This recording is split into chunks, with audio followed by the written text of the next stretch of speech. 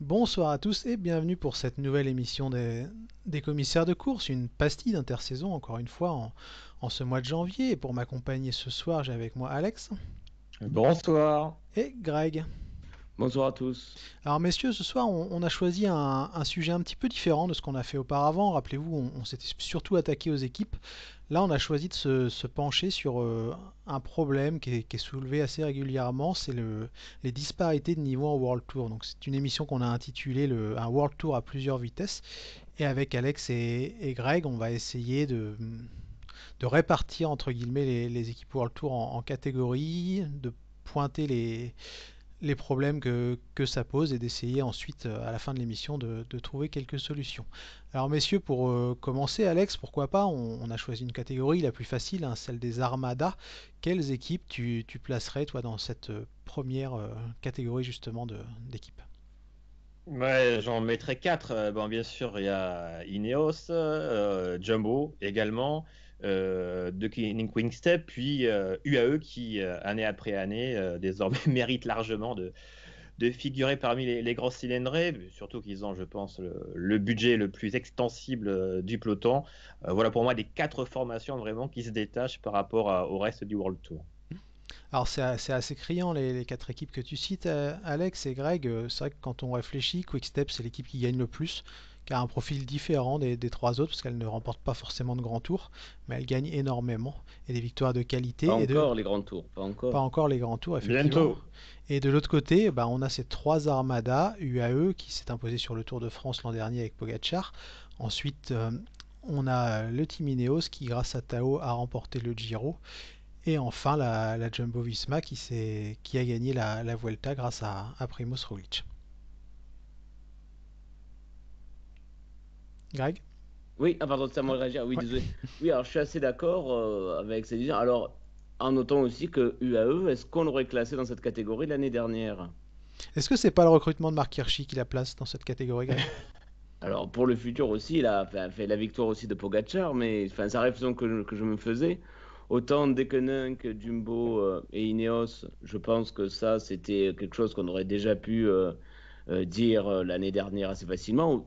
Autant je pense, alors c'est vrai que quand on regarde le nombre de victoires et la victoire de Pogacar, on peut, et le recrutement aussi pour la saison à venir, on peut placer UAE dans cette catégorie, mais j'ai l'impression que c'est quand même assez nouveau. Et c'est vrai, alors, pour revenir sur le sujet, c'est aussi quelque chose dont on parle souvent et c'est vrai que ça donne souvent, enfin, ça donne assez souvent l'impression sur le forum, sur les réseaux sociaux, on a l'impression quand même que cette domination de ces équipes est quand même assez parfois étouffante, hein. Ça donne aussi, ça on y reviendra je pense à la fin, mais c'est vrai qu'on a vraiment l'impression que ces équipes trustent beaucoup, beaucoup de victoires, notamment sur les grands tours et quand on parle des grands tours, c'est aussi la manière dont ils courent avec énormément de coureurs de très, très haut niveau.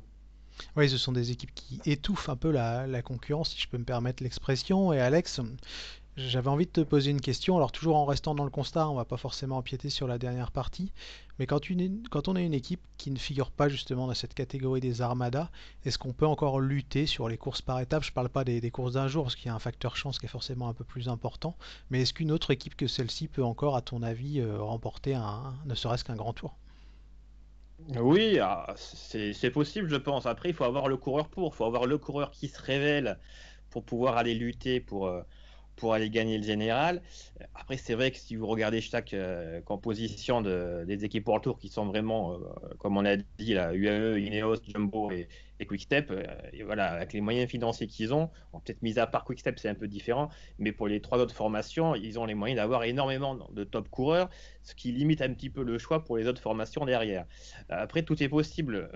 Gagner un tour une fois, oui, c'est possible pour les autres formations. Après, le gagner, être performant sur la durée, c'est plus compliqué. C'est ton avis aussi, Greg? Oui, enfin, c'est un peu enfin, ce qu'on constate à longueur de course. Des fois, quand on voit certaines équipes, elles alignent quasiment trois, quatre coureurs qui pourraient être leaders dans d'autres équipes. Alors forcément, sur les grands tours, ça devient compliqué pour les autres et on a l'impression que ça va continuer comme ça. Je pense que le transfert de Mark Hirschi aussi récemment en est l'illustration. Hein, c'était peut-être le coureur d'une équipe, on en avait parlé enfin, entre nous sur le bilan de la Sunweb, que c'était voilà, une équipe jeune et dynamique. Et là, dès qu'il y en a un qui perd, hop, il s'en va. C'est un peu la crainte hein, pour les années à venir.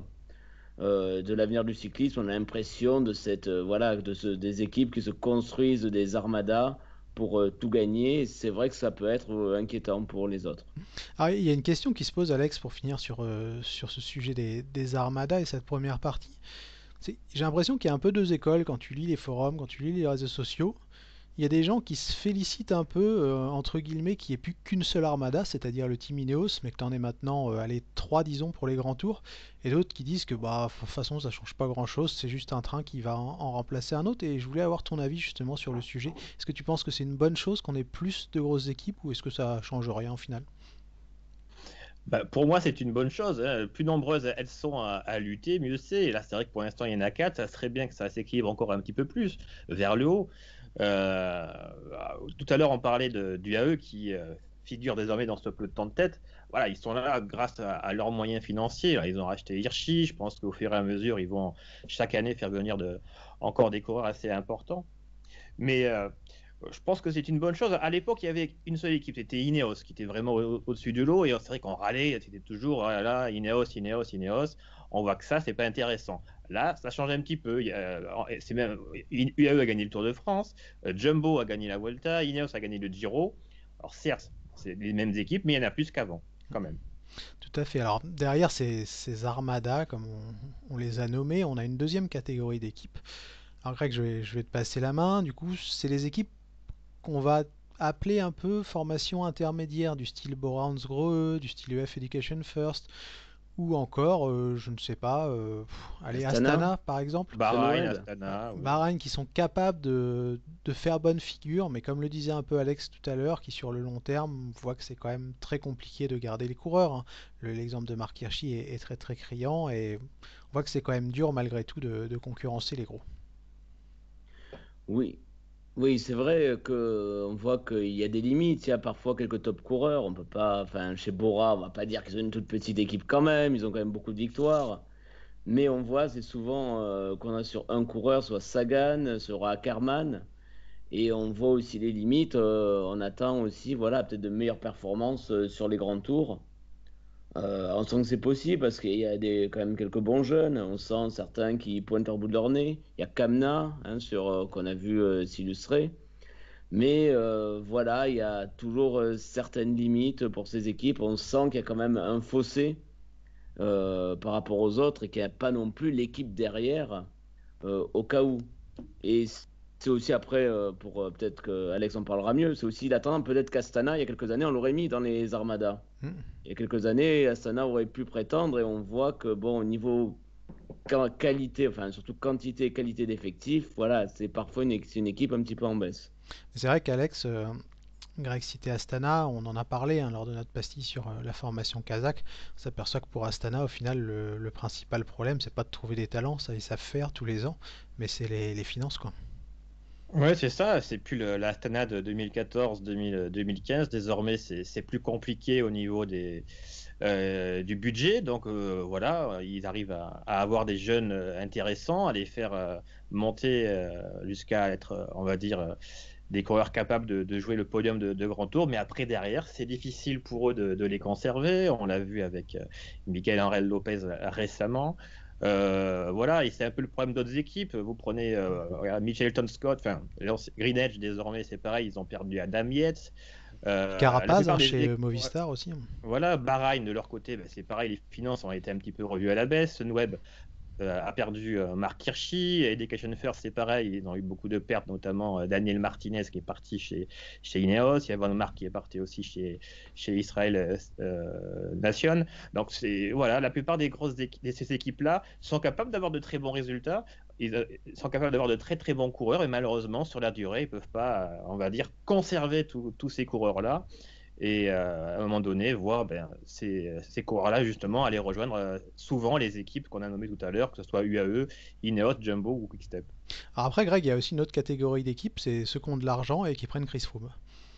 Bon, ça c'est peut-être que ça mettra dans la catégorie un petit peu en dessous encore hein, aussi. Peut-être Et moi André je Greipel mettrais, aussi, hein, sans offense. hein, je mettrais plutôt dans la dernière catégorie de notre tier list, hein, si tu parles d'Israël Cycling Academy. Que là, il y a de Donc l'argent, c'est pas une c'est question de budget pour Israel Startup Nation. J'étais un peu chambreur, mais Il y a plus un problème de recrutement, entre guillemets, non?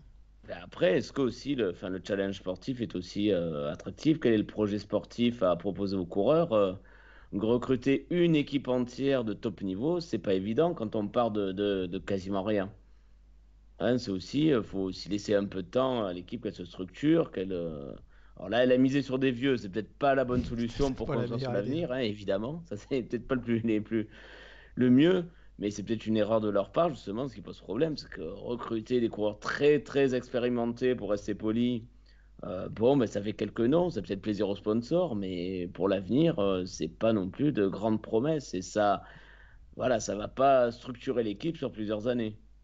Alors il y a Alex, une dernière catégorie de structure en World Tour, c'est celles qui malheureusement ont vraiment beaucoup de difficultés pour briller. Alors parmi elles, pardon, et sans offense bien entendu, on trouve Intermarché ou Antigobert, on trouve la team Kubeka aussi qui galère un peu depuis quelques temps, et Cofidis on sent que c'est dur parce qu'ils arrivent en World Tour, tout comme Intermarché, et on sent que c'est compliqué d'avoir un effectif, je veux dire, je trouve pas mes mots, mais allez, dense, je vais dire. Et est-ce Ouais. qu'elles sont condamnées au final, ces équipes, à surfer entre un bas de World Tour et un haut de niveau Pro Conti? Bah, dans l'état actuel des choses, c'est sûr que les équipes comme Intermarché, Groupe Gobert ou Kubeka sont déjà contents d'être en World Tour, puisque vu leur effectif, il serait plus logique de les voir en Conti Pro. Après, Cofidis, c'est un peu différent. Ils ont quand même fait un recrutement intéressant la saison passée avec l'arrivée d'Elia Viviani et d'autres coureurs aussi, hein, comme Sony qui est intéressant, il y a Guillaume Martin. On sent qu'année après année, ils sont en train de monter en gamme. Alors, ils n'ont pas eu de réussite la saison passée, notamment avec leur sprinter italien. Mais je pense que rapidement, ils pourraient, on va dire, monter d'un échelon et rejoindre les formations, on va dire, de milieu de classement Mm. World Tour. Tout à Car fait, ouais, c'est vrai qu'il y a je une trouve vraie quand même, volonté de densifier, hein, effectivement. exactement, je trouve que c'est assez cohérent à ce niveau-là. Et je les mets au-dessus quand même voilà, de formations comme Kubeka ou Intermarché. Après, tout à l'heure, vous parliez d'Israël. C'est sûr que, vu les moyens financiers qu'ils ont, je pense qu'il y aurait moyen de monter une équipe beaucoup plus intéressante que ce qu'ils font actuellement. Et c'est vrai que là, moi, je les mettrais vraiment dans le bas du tableau, pas pour des raisons financières, mais pour des raisons stratégiques. Ouais, bah, puisque j'adore les comparaisons, pardon, c'est vrai que le salaire de Chris Froome, c'est 5 Mark Hirschi, quoi. Par exemple, quand on met ça en perspective, on a tout dit. Alors, Greg, je vais te poser une question, parce que là, je pense qu'on a fini un peu de faire notre état des lieux, et Bah, bah, moi, juste une remarque sur l'état ouais, des lieux. Moi, vas-y, il y a vas-y. deux équipes que j'ai trouvées assez inquiétantes cette année, et c'est Movistar et Michelton. Ouais. Que ce soit des performances, c'est très compliqué. Il y a parfois des Conti Pro qui font mieux. Et voilà, je pense que la saison prochaine sera décisive parce que c'est des équipes qui étaient plutôt habituées à jouer plutôt le haut du panier, qu'on aurait classé plutôt en haut. Là, c'est très compliqué pour eux. Limite, on les mettrait dans voilà, ils font partie des moins bonnes équipes World Tour. C'est pas du tout le cas les saisons précédentes. Et ça me paraît assez inquiétant et à Mais est-ce que suivre pour la Greg, saison pour finir prochaine. justement là-dessus, est-ce que pour toi c'est pas plus une année sans et qu'on est capable de redresser la barre? Je pense à Movistar notamment, hein, où tu recrutes Lopez, mais tu recrutes aussi Et un qui est mec déjà comme Garcia Covidé, hein, Cortina, donc quoi. ça commence très bien. C'est la poisse jusqu'au bout. Donc ben, peut-être, mais c'est la question qui va se poser. Donc alors, c'est vrai que les NTT pardon, on sent bien que l'effectif est tout de même léger, on le sentait venir, mais Michelton a perdu Yates, on l'a dit. Ça va quand même être compliqué pour eux. Et Movistar, bon, on sait très bien que c'est pas la science de la course qui va les aider. Non. Donc ça va être à suivre, ça. C'est vraiment des équipes pour moi qui sont limites, qui ont fait vraiment une saison très compliquée. Donc à voir enfin, qu'on fera le bilan l'année prochaine où on pourra les classer, mais je suis assez inquiet pour ces équipes-là quand même, parce que c'est vraiment une saison galère pour eux. Alors Alex, on va se pencher du coup sur les solutions maintenant, puis on va rentrer dans le vif du sujet, hein, la question que beaucoup de suiveurs se posent, y a-t-il tout simplement trop d'équipes en World Tour? Alors, pour moi, il y a trop d'équipes en World Tour, c'est certain. Il faudrait vraiment niveler un petit peu plus, puisque, voilà, clairement, on va être honnête, des équipes cette année, quand vous regardez l'effectif d'Intermarché, ça n'a rien à faire en World Tour. Hein, Kubeka s'en sort un petit peu mieux, et pourtant, ils ont eu C'est peut-être des la plus délais. faible Intermarché, hein. Exactement. Ouais. Kubeka s'en sort un petit peu mieux, malgré des délais assez courts hein, pour monter leur équipe. Mais c'est vrai que ça, Teneric à moi, je réduirais le nombre d'équipes en World Tour. Après, trouver d'autres solutions pour, on va dire, un petit peu plus niveler les valeurs entre toutes ces formations-là, ça apparaît compliqué. Je sais que certains évoquaient comme une draft comme en NBA ou faire aller les meilleurs jeunes dans les équipes les plus en difficulté. Mais d'un côté, il y a le problème des nationalités. Puis après, niveau finance, il faut aussi pouvoir les payer, ces jeunes-là. Donc, c'était pas évident, vraiment. On peut se poser des questions. Il y a aussi un salary cap, hein, comme on voit notamment au rugby, où on ne peut Dans les pas sports US, dépasser ouais. un salaire ou un sport US, un salaire maximal. Voilà, il y a beaucoup de questions qui se posent, mais c'est vrai que la première des choses, ça serait, à mon sens, de réduire le nombre d'équipes au World Tour. Alors, avant de venir sur ces solutions, Greg, justement, moi, j'ai une autre question par rapport à cette diminution du nombre d'équipes en World Tour. Bah, ma question elle est toute simple en fait, c'est est-ce qu'on se tire pas, enfin est-ce que l'UCI se tire pas une balle dans le pied en voulant maintenir coûte que coûte ce World Tour à 18 ou à 19? Parce qu'on l'a vu, il y a des disparitions d'équipes, donc ça aurait été assez simple au final de ne pas accorder de nouvelles licences. Et je te pose cette question dans le sens où on a pas mal de formations Pro Conti qui voient le jour, que ce soit en France, en Espagne ou en Italie, des formations qui n'ont plus accès à leur grand tour national. Et là, comme l'a dit Alex, on va privilégier du coup forcément et obligatoirement une formation comme Intermarché qui n'a pas le niveau escompté pour courir trois grands tours et qui va prendre la place. Après, ils ont raison, hein, ils sont en World Tour, c'est pas une critique, mais ils vont prendre la place entre guillemets, je sais pas, d'une Bardiani, d'une Delco, d'une Burgos par exemple, sur l'un des trois grands tours. De Delco, surtout, quand même, c'est le plus De important. Delco, ouais, en toute bonne foi. Euh, mais tu as raison, le problème, c'est que le système est bancal. C'est pas une ligue fermée, c'est une ligue fermée, pardon, mais pas au sens de NBA. C'est-à-dire, alors pour World Tour, tu as des conditions, etc. Et même si on est moins bon, il n'y a pas de critères sportifs en plus, comme tu l'as dit. C'est vrai que parce que tu as des Conti Pro qui pourraient être très bien et qui rivalisent largement.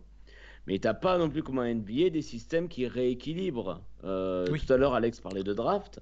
Ben, en NBA, c'est le dernier au classement qui choisit les néo-pros, hein, dans l'équivalent du SIGI, soit en premier.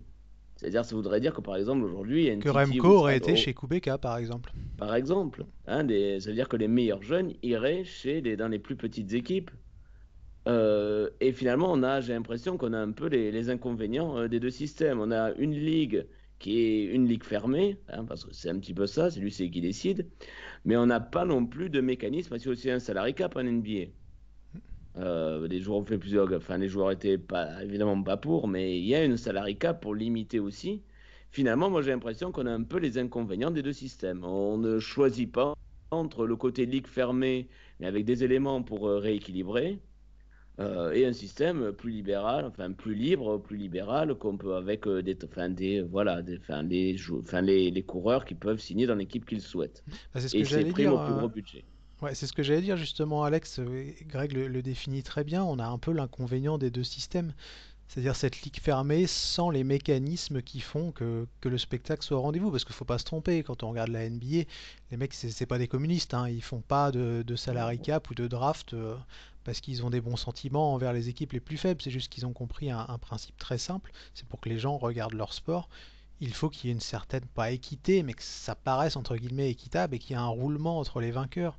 Et là, on se rend compte malheureusement que avec ce système semi-fermé, ce n'est pas possible parce que c'est l'argent qui dirige tout et qu'il n'y a pas justement ces contre-pouvoirs ou ces mécanismes qui permettraient un peu d'avoir du changement en tête des classements, quoi. Sans que ce soit les coureurs qui changent, mais sans que ça soit la fin, pour que ça soit plus la domination des équipes qui varie un peu.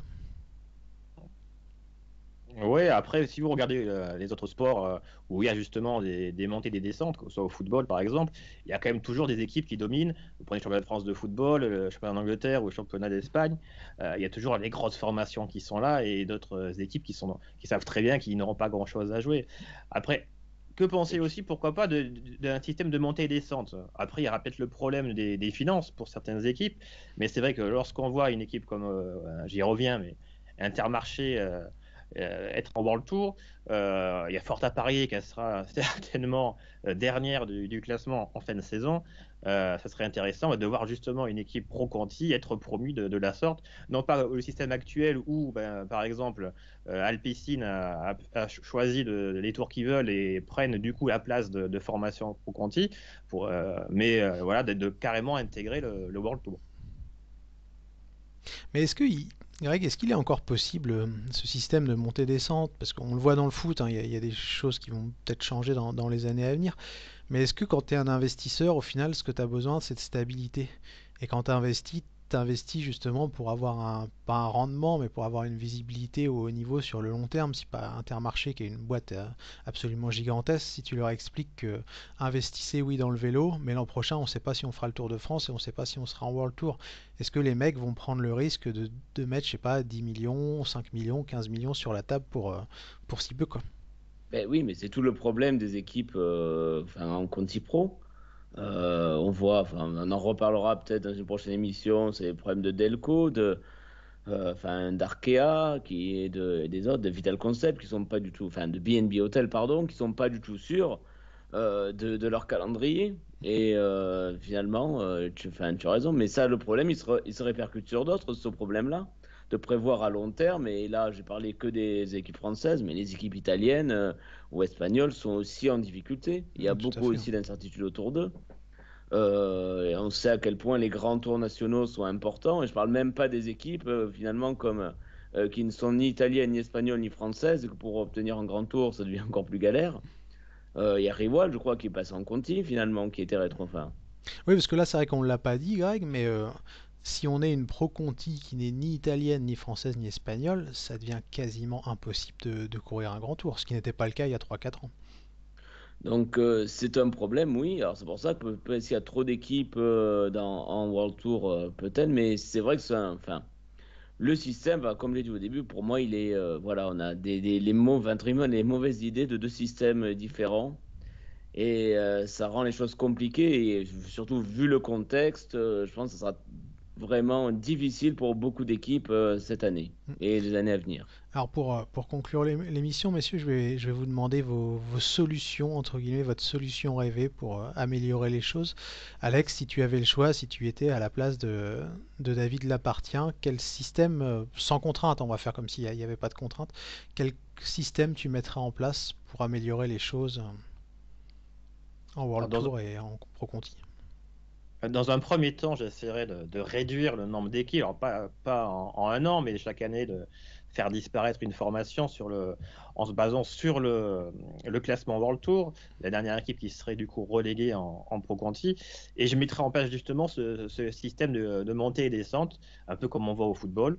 Bien sûr, voilà, il faudra aussi avoir niveau financier, tenir les reins pour pouvoir accéder au World Tour, mais comme ce qui se fait dans les autres sports aussi, hein, les équipes, certaines peuvent être recalées en cas de problème financier s'ils n'ont pas les fonds nécessaires pour évoluer au plus haut niveau. Donc il y aurait déjà ça, ce système de montée et descente, puis un salary cap pour empêcher les équipes comme Ineos, comme Jumbo ou UAE d'aller chercher tous les meilleurs coureurs et de faire des armadas. Si vous prenez Ineos, il y a 10 coureurs qui pourraient être leader unique dans notre formation. Donc c'est sûr que ça pose un peu problème. Et toi, Greg, quelle serait ta solution idéale ou rêvée pour améliorer les choses? Dans l'idéal, je pense que un salary cap, ça me paraît une solution qui est très importante vue pour éviter que les. Alors c'est très compliqué à mettre en place. C'est pour ça quitte à avoir un World Tour assez fermé comme aujourd'hui, eh bien autant avoir un salary cap. Même si c'est compliqué à mettre en place, pour éviter que des grosses armadas se mettent en place et où, entre guillemets, on aligne des leaders, des coureurs, on aligne, pardon, en quatrième équipier des coureurs qui pourraient être leaders ailleurs. Et après, j'ai envie aussi de dire, est-ce que faire les trois grands tours, certaines équipes ne peuvent-elles, peuvent peut-être s'en passer. Est-ce qu'elles en ont Alors, envie? Parce que rappelez-vous, les gars, il y a une dizaine ou vingtaine d'années, il y avait des formations qui avaient aucune envie d'aller sur la Vuelta en fin d'année ou même sur le Giro. c'est la question. Alors qu'il y a d'autres équipes, peut-être, qui auraient peut-être besoin d'y aller. Donc, c'est aussi ça qu'il faut gérer, permettre peut-être à d'autres équipes ou à un peu plus d'équipes de vivre du vélo et d'être sur les grands tours pour que des Conti Pro mettent un peu la tête hors de l'eau. Et parce qu'on peut être inquiet pour l'avenir. Là, on a parlé des équipes World Tour en difficulté, mais il n'y a pas qu'elles non plus, hein. Oui, tout à fait. Alors moi, ma solution pour conclure, c'est un peu ce que vous avez dit, enfin un mix, c'est un peu ce que vous avez dit tous les deux, ça sera un World Tour à 16, hein. On supprime 3 équipes tout simplement. Et on couple à ça un système de salary cap qui permet de limiter les armadas et forcément une draft qui permettrait aux petites équipes d'avoir de très bons jeunes, hein, comme Remco Evenepoel qu'on a vu, comme Quinn Simons, comme d'autres juniors qui passent directement chez les pros. Pour moi, c'est le seul moyen de mettre en place une certaine équité sportive et de redonner un peu un intérêt aussi aux grandes courses. Et d'un autre côté, je pense que ça donnerait aussi beaucoup de visibilité aux Pro Conti, que ce soit la formation BNB par exemple de Jérôme Pinault, parce qu'à 16 forcément on aurait plus d'invitations pour le Tour de France. Qu'on le rappelle, il y a 3 Pro Conti France en France, si je ne me trompe pas, non 4? 4 Greg? Pourquoi moi je me... Que j'ai un trou et j'espérais Oui, c'est que je moi. pouvais compter sur toi. Oui, c'est ça, il y a Total, Arkea, Euh, enfin BNB et Delco. Ouais, voilà, donc ça ferait 20 équipes et il resterait encore une ou deux invitations pour d'autres formations et idem sur la Vuelta. Donc je pense que ce système garantirait de la stabilité pour pas mal d'équipes. Alors Et c'est messieurs, pas avant du de tout ça conclure... qui va se passer, parce qu'on va avoir un système qui va, on tend de plus en plus vers le football, à mon avis. Mm. Avec maintenant, il y a même les agents. On a vu, je crois que c'est Georges Mendes qui a récupéré le contrat Ouais, d'Almeida. et de Guerrero, ouais, il me semble. Donc ça veut dire qu'ils vont partir, à mon avis, dans une plus grosse équipe dans pas très longtemps. Chez J'ai vu que UAE. Madio avait poussé un coup de gueule il n'y a pas longtemps, je crois, à la radio. Donc, malgré nos voeux pieux, je crois qu'on part vers quelque chose enfin, qui va pas, malheureusement, je pense, dans ce qu'on vient de dire. Bah après, pour rebondir là-dessus, enfin c'est pas forcément le sujet de l'émission, mais des super agents on en a déjà, hein, et leur sens de la morale, je pense qu'il est au niveau des pâquerettes, donc au final ça changera Non, mais tu pas savais, pour grand-chose, je dire crois. que il vient pas pour rien, à mon avis, il a des idées derrière la tête, ça va accélérer un petit peu le phénomène. Mais c'est pas nouveau, tu as raison. Ouais, c'est possible. Alors messieurs, une dernière chose à dire pour conclure, vous m'avez pas parlé des oreillettes? Mais déjà, on parle du World Tour. Attends un peu, on parlera des courses. Peut-être ce sera un débat d'une autre émission. Mais par contre, pour compléter un peu tout à l'heure ce que je disais sur le système éventuel de montée et descente, ça serait bien, je trouve, d'arrêter ce qui se fait actuellement en laissant l'équipe qui termine première Conti Pro avoir le choix sur son calendrier et sur les grands tours. Je pense qu'il serait plus judicieux vraiment de la faire monter en World Tour. Comme ça laisserait plus de place pour les équipes pro Conti pour pouvoir faire leurs tours nationaux, leur tour national, pardon. On parlait tout à l'heure des équipes françaises, mais c'est pareil pour les équipes italiennes ou espagnoles. Je pense que ça serait bien. Tout à fait, ouais. Bon, bah, messieurs, si on a fait le tour du sujet, je vous propose de vous laisser, puis vous donner rendez-vous très bientôt pour une nouvelle émission des commissaires de course. Allez, à bientôt, au revoir. Au revoir. Ciao.